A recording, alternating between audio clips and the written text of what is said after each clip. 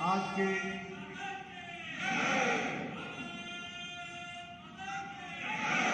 बोलिए भारत माता की,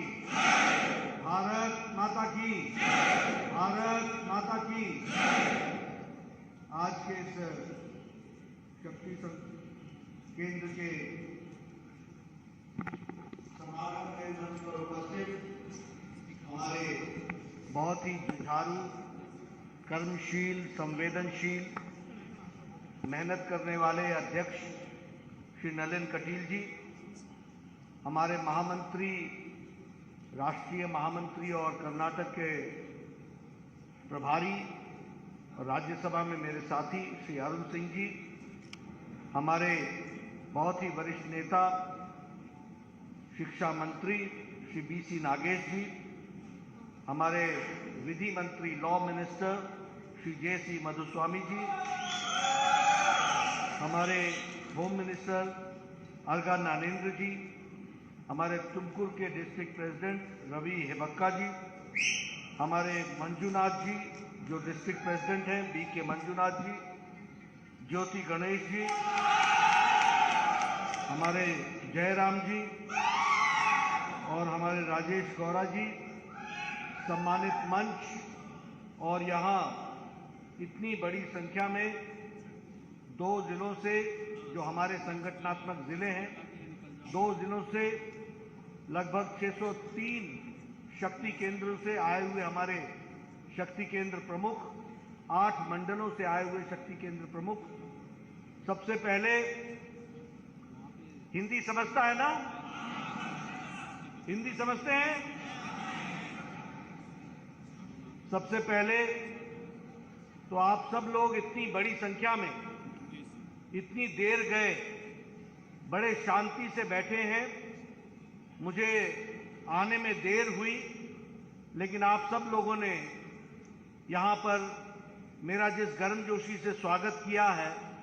उसके लिए सबसे पहले तो मैं आप सबका धन्यवाद देता हूँ।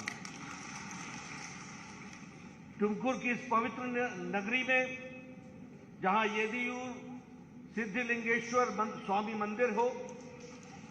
और जहाँ गौरव नाहल्ली महालक्ष्मी का मंदिर हो